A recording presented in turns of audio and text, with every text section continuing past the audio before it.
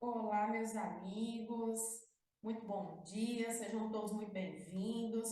Aqui é o nosso canal. Eu me chamo Gleice Alves, sou advogada, estou aqui à frente dessa, costumo dizer que é uma grande comunidade aberta, né, que trata do tema de holding familiar. Nós temos aqui uma conversa muito aberta, muito linear e muito sincera sobre o tema, né? Não tenho esses posicionamentos aí muito controvertidos e procuro trazer segurança para todos os que estão aqui inscritos e fazem parte dessa comunidade. Então, se você está chegando hoje, seja muito bem-vindo.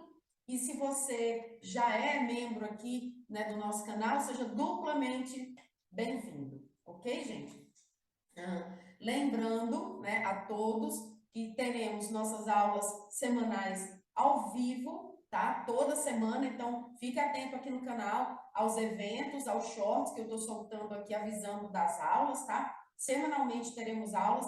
Essas aulas não vão ficar disponíveis no canal, elas vão ficar aqui um curto período de tempo, porque elas são aulas bônus dos meus queridíssimos alunos do curso Holding Familiar do Zero. Então, essas aulas vão ficar aqui um período disponíveis, mas depois elas vão para o curso lá na Hotmart e aí o vídeo vai ficar não listado.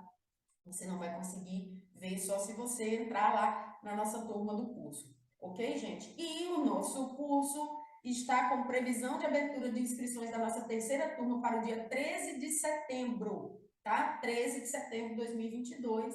Então, gente, atenção aí para a nossa abertura das inscrições da nossa terceira turma. E nós vamos ter, além de descontos no valor, né? A gente vai ter um desconto aí interessante. Eu vou começar a revelar aqui alguns bônus, vou revelar o primeiro, que é o desconto. O curso vai estar na abertura das inscrições, R$ 500 de desconto no valor da inscrição. A gente ainda vai ter alguns bônus exclusivos que eu vou revelando aí ao longo do tempo, aí ao longo desses 12 dias que faltam para a gente fazer a abertura das inscrições, tá? Então, fique atento.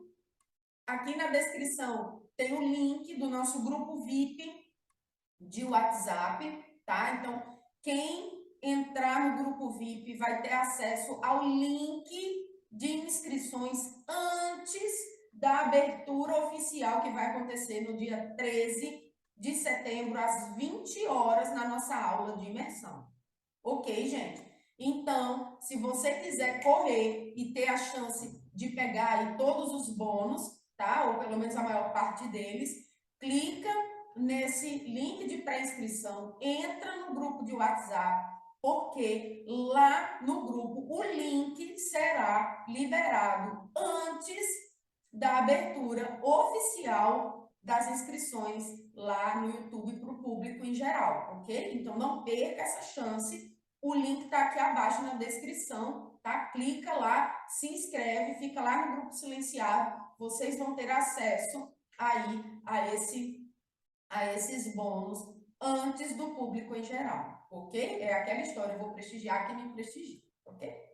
Então, gente, vamos lá. O tema do vídeo de hoje, lembrando, eu vou fazer um vídeo, tá? Que vai sair nos próximos dias aí sobre essa mudança de entendimento do STF sobre o ITBI, ok? Então, gente, o tema de hoje, a gente está tratando mais de situações mais comerciais relacionadas à advocacia, né? E relacionadas ao universo holding também, tá? São dúvidas que eu recebo no canal, são assuntos que eu trato com os mentorados que me procuram lá na mentoria individual, né? E eu notei um certo padrão nesses atendimentos, de algumas dores, de algumas dúvidas, algumas dificuldades.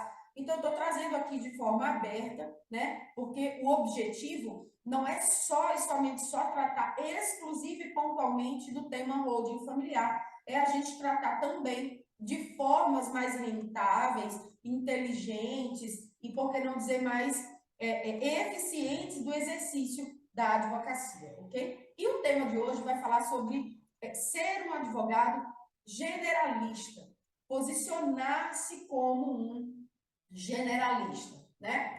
E aí, gente, a gente vê algumas situações de outras pessoas que trabalham, inclusive, com a parte de gestão de escritório de advocacia, dizendo assim, não, você não pode ser um generalista, você tem que se especializar, você tem que, você tem que, você tem que.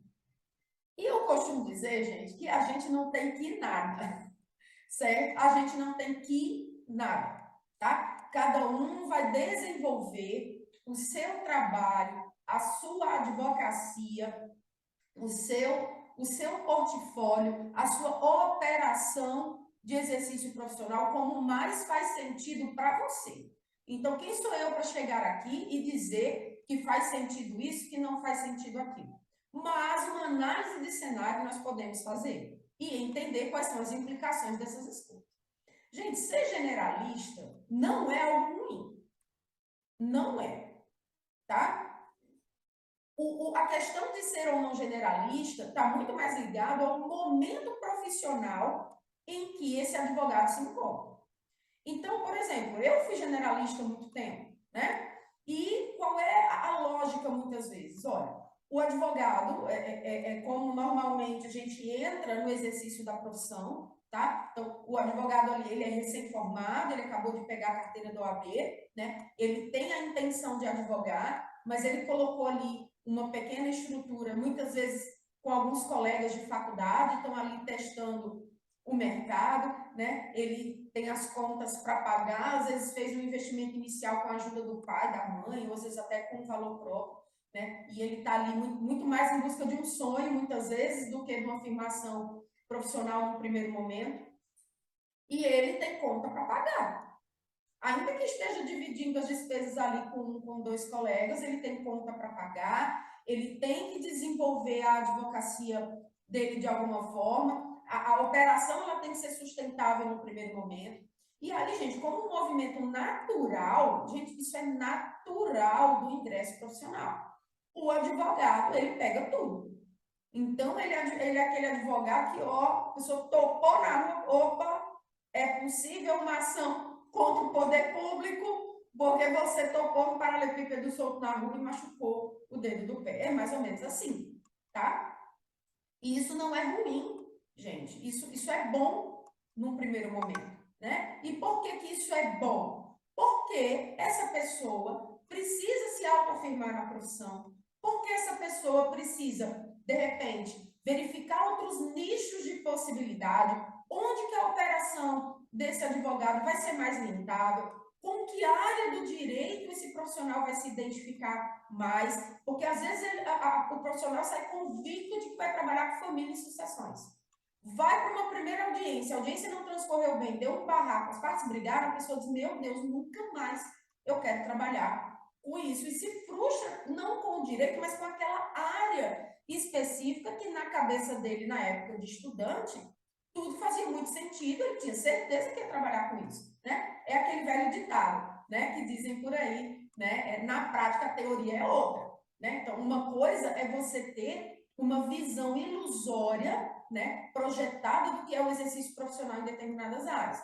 Outra coisa completamente diferente é você ir a campo, né? E às vezes você realmente confirma suas expectativas ou não, né? E isso faz parte do desbravar da profissão, né? Isso faz parte do início profissional, esse crescimento, esse reposicionamento, entender melhor como funciona o mercado, para só depois buscar um posicionamento mais específico, tá? Outra coisa que acontece, que é muito comum, e que nesse caso o advogado ele vai ser generalista mesmo, é quando a pessoa sai da faculdade, pega a carteira do OAB, mas o objetivo dessa pessoa não é desenvolver a advocacia, passar no concurso público.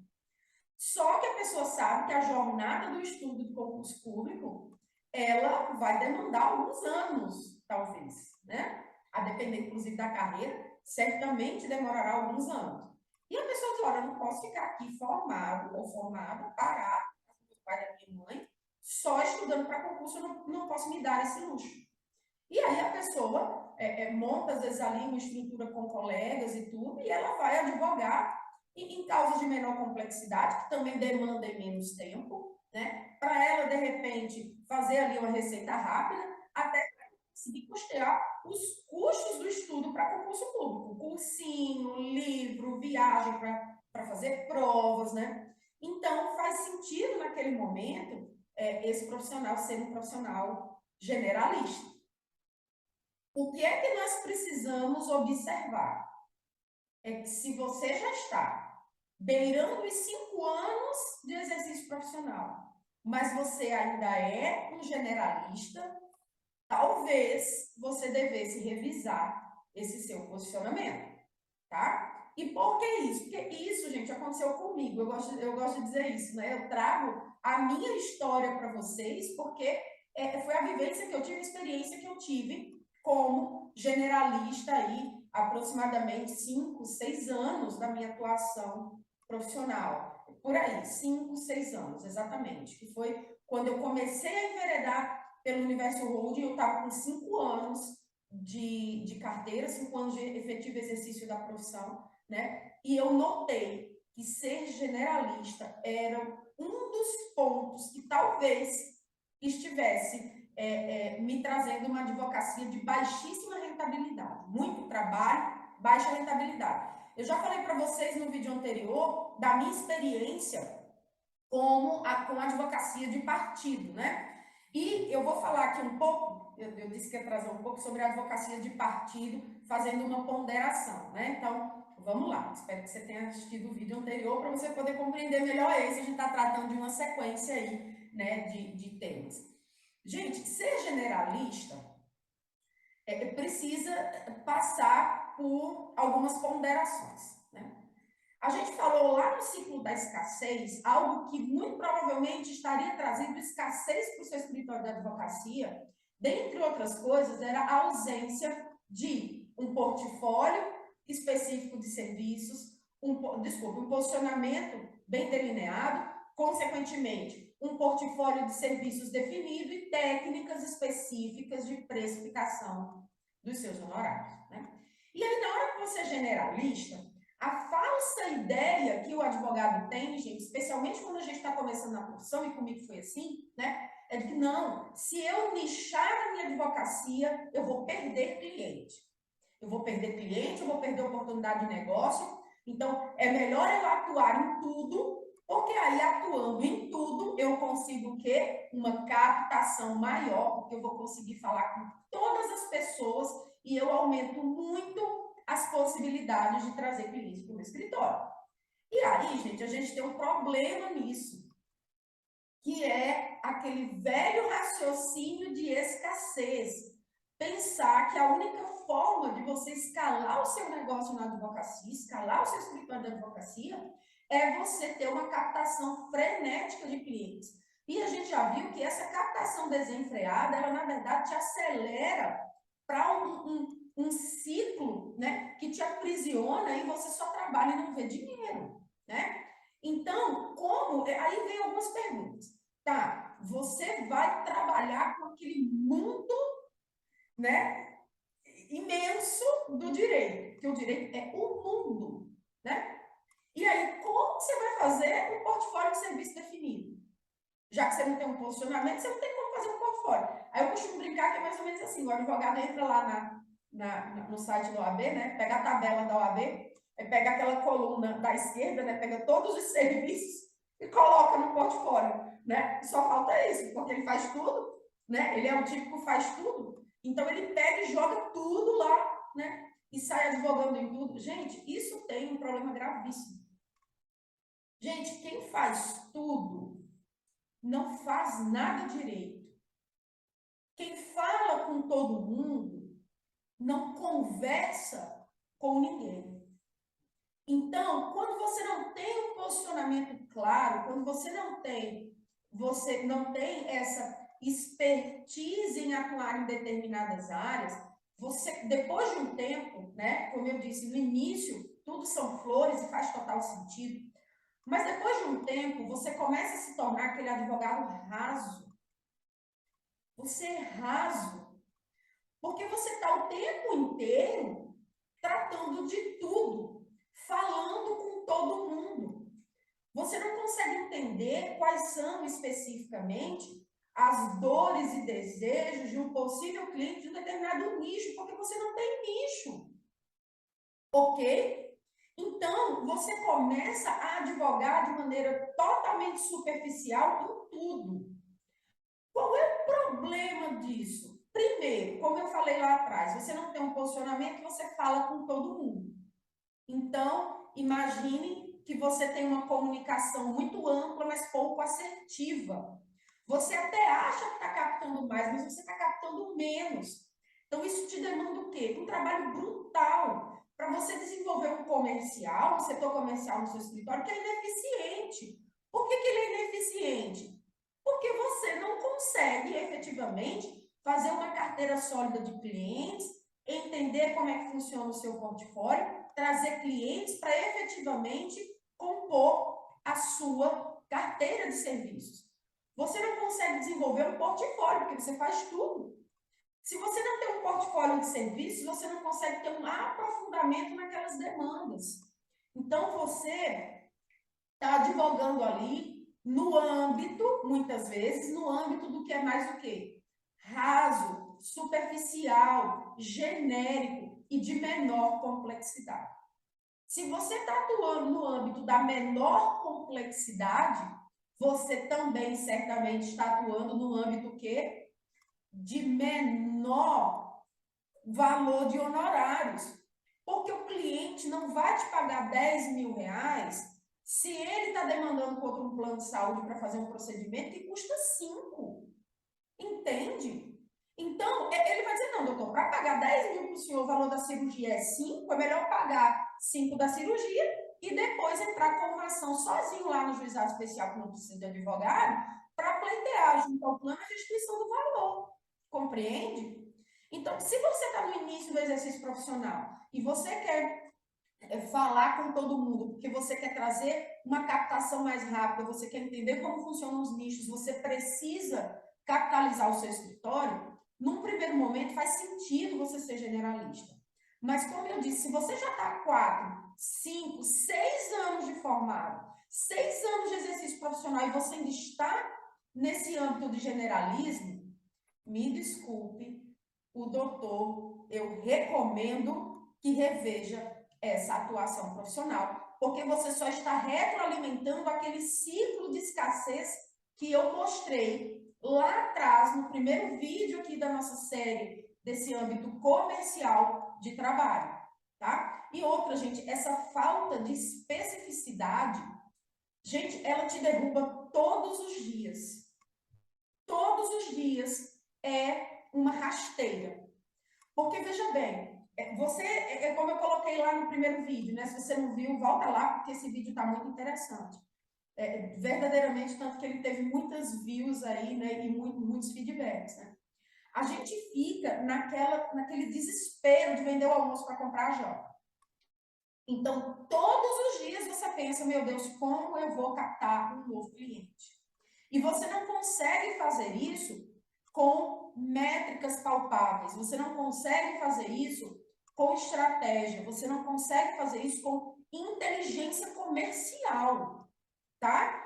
Claro, gente, eu não estou dizendo aqui que o advogado agora, né, é burro, pelo amor de Deus, isso é uma análise infantil, tá? Mas quando eu falo em inteligência comercial, é você atrelar uma estratégia ao que você quer para ter o melhor resultado com o menor esforço, tá? Isso é ser estratégico em qualquer coisa que você for fazer na vida, inclusive e especialmente no exercício profissional, tá? Então, o que acontece? Você sai falando com todo mundo naquela ânsia de captação e você não consegue entender nem as métricas do seu negócio. Exemplo. Bom, para eu faturar 50 mil no mês, onde é que estão as minhas principais ações? Qual o ticket médio das minhas ações? Qual é o meu portfólio específico? Como eu precifico cada um desses serviços? Onde eu preciso jogar energia para faturar 50 mil? Porque entenda, se você tem um portfólio de serviços e você sabe, por exemplo, que você cobra numa ação revisional de alimentos 5 mil reais de honorários iniciais, para você ter um faturamento de recorrência de 50 mil por mês, você precisa fechar 10 ações judiciais de revisão, se no seu portfólio essa revisão de alimentos custa 5 mil reais. Então, são 10 ações de 5 mil, ela te trará aí naquele mês, né, 50 mil reais de faturamento, tá? E aí você diz, pronto, como que eu posso fazer? Onde eu posso atuar? De que forma eu vou atingir 10 clientes, desculpe, mais clientes para ter, ao final, 10 fechamentos de 5 mil cada um. Gente, pode ser que você não consiga os 10 fechamentos, né? Mas se você fizer 7 fechamentos dos 10 que você projetou, você faturou 35 mil. Entende? Então, é dentro dessa inteligência de comercial que você precisa atuar para você conseguir entender a dinâmica do seu escritório e conseguir escalar de forma inteligente. Quer ver uma outra forma de atingir os mesmos 50 mil? 50 ações de R$ 1.000, ok? Por 50 ações de R$ 1.000. Como que eu posso fazer para atingir mais clientes e ao final ter 50 ações de R$ 1.000? Eu vou fazer, você vai olhar o seu nicho. Não, para eu fazer isso, eu tenho aqui reclamações trabalhistas no ramo da construção civil, eu cobro de honorário de saída R$ 1.000. Então, eu vou fazer uma palestra. Eu vou começar a direcionar minha comunicação nas redes sociais para esse tipo de demanda. As pessoas vão saber que eu trabalho com isso e vão me procurar mais. Entende? Mas se você fala com todo mundo, como que você vai fazer isso? É muito complicado, porque você não entende nem as métricas, você sequer consegue definir um portfólio e desse portfólio ter o quê? Uma técnica de precificação para fazer essa engenharia reversa. Então, você está o tempo todo no escuro.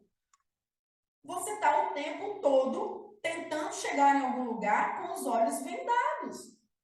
Você sabe que quer faturar 30 mil por mês, ter essa recorrência dentro do seu escritório. E você só acha que eu tenho que captar cliente.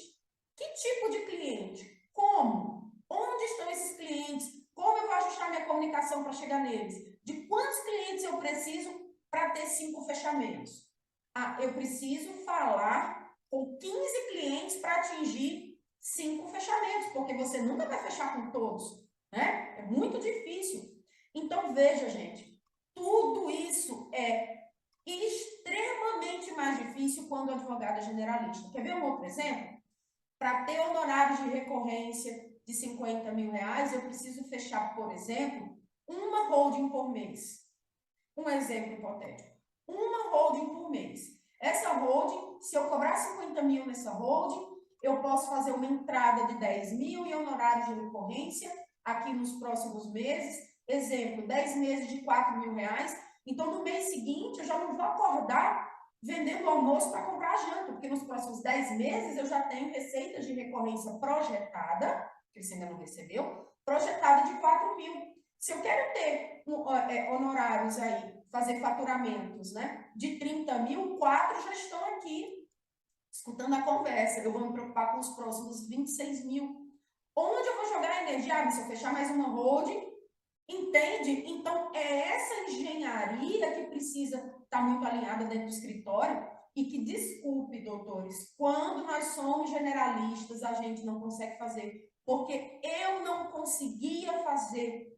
Eu já contei aqui e teve uma pessoa que entrou em contato comigo e disse assim, nossa, mas de repente você não tem vergonha de dizer isso? Você... Não, gente, a gente tem que ter vergonha, de desonestidade, né? De mentir, de enganar, de forma nenhuma. Eu passei por isso e eu acho que revelar essa minha experiência, ela é fundamental, muitas vezes, para acordar alguns advogados que ainda acham que ser generalista é a bola da vez. Gente, a gente vai falar aqui um pouco mais sobre posicionamento no mercado digital. A advocacia não comporta mais generalismo, a advocacia não comporta mais fechar os olhos para o ambiente digital. Não comporta mais, não comporta mais. Tá? É a mesma coisa, eu costumo dizer assim, nas rodas de conversa, que é a mesma coisa do advogado dizer, não, eu gosto de fazer minhas petições com máquina de escrever. Gente, parece absurdo, né, isso que eu estou dizendo, né? É inimaginável as pessoas terem ali uma máquina de escrever para uso. Eu tenho muita vontade de comprar uma máquina de escrever como ambiente decorativo, porque eu acho bonito, né? Mas, assim, para usar, gente, jamais, né? Não comporta mais esse tipo de comportamento. Ou, por exemplo, advogados, eu tenho uma pessoa na família que é servidora e ela disse, Leis, quando entrou o PJ, teve advogado que se aposentou. porque não conseguia se inserir no ambiente de processos digitais. Não tem como a gente imaginar mais a justiça com processos de papel, entende? Então, não dá mais. A gente precisa que não seja o PJE, que seja outro. Então, nós, advogados, a gente também tem que entender os movimentos da evolução profissional, né? E observar melhor quais as escolhas que a gente está fazendo, né? Porque entenda, não, eu quero ser generalista. Ok, está funcionando para você, doutor? Ok, agora isso vai funcionar daqui a 2 anos? Daqui a 3 anos? Daqui a 5 anos? Porque entenda, se daqui a 5 anos não fizer mais sentido e você ficar fora do mercado, vai demandar muito mais tempo para você construir um posicionamento. Aí a gente volta para aquele velho ditado, né? Daqui a 2 anos você vai desejar ter começado hoje, tá? Então, gente, eu passei por isso. E aí eu queria fazer um adendo para a advocacia de partido. A gente falou no vídeo passado dos problemas da advocacia de partido. Gente, a advocacia de partido, ela acaba tendendo o advogado ao generalismo. Porque se você tem uma advocacia de partido que ela não é nichada, e eu vou falar aqui um pouco, eu tinha prometido, vou falar sobre isso agora. Se você tem uma advocacia de partido que ela não é nichada, a tendência é essa advocacia te prender no generalismo. Porque volta para aquela história. O cliente vira e diz assim, não, mas eu estou te pagando para quê? Não, eu quero tudo. Eu quero a sua vida, eu quero a sua alma, eu quero a sua essência, eu quero o seu suor, suas lágrimas, seu sorriso, sua felicidade, eu quero a sua família, eu quero tudo, né? E aí você está ali apagando, é como se você tivesse que apagar um incêndio de grandes proporções a todo tempo com o extintor de incêndio na mão. Você está todo o tempo esperando a próxima bomba, né? E você não consegue, muitas vezes, nichar a sua advocacia porque você está preso num modelo lá atrás, que o modelo em si te aprisiona nesse ciclo eterno de escassez. Foi o que eu falei lá atrás, né? Às vezes algumas consultorias diziam assim, você tem que se posicionar. Não ia adiantar mais, aquela relação nasceu desposicionada. Então, aquela relação estava fadada ao insucesso. Ali eu não ia conseguir mais. Tanto que acabou gerando uma decisão interna, né, interna corporis, de encerramento de todos esses contratos, né, de todas essas advocacias de partido, né, que como eu disse, e é da mesma forma que eu trago a questão do generalismo. Num primeiro momento faz total sentido, tá? Faz total sentido. O que eu recomendo que os advogados observem tá fazendo sentido há 6 anos? Como que era lá atrás e como que é hoje? Porque sabe qual foi a análise que eu fiz? Eu olhava para trás e dizia, lá atrás eu ganhava mais dinheiro. Porque a estrutura era menor, era mais enxuta, eu era generalista, então entrava mais para o meu bolso. Mas ao longo do tempo, a tendência foi ter um declínio retumbante, né? E aí, observe isso, tá? Se você de repente não está preso nesse ciclo eterno que você não consegue sair. E em relação à questão da advocacia de partido, agora eu vou trazer o adendo que fecha o vídeo anterior. A advocacia de partido, ela pode ser interessante se ela é nichada. Nichada, ok? Então, eu tenho uma consultoria mais alta, mais cara, por exemplo, exclusivamente na área societária. Exclusivamente, o societário é mais difícil, porque via de regra você tem menos operações de recorrência. Mas, por exemplo, ser um advogado, a exemplo, tributarista, que trabalha com consultoria tributária nichada para empresas de determinados ramos. Você só faz consultoria naquela área.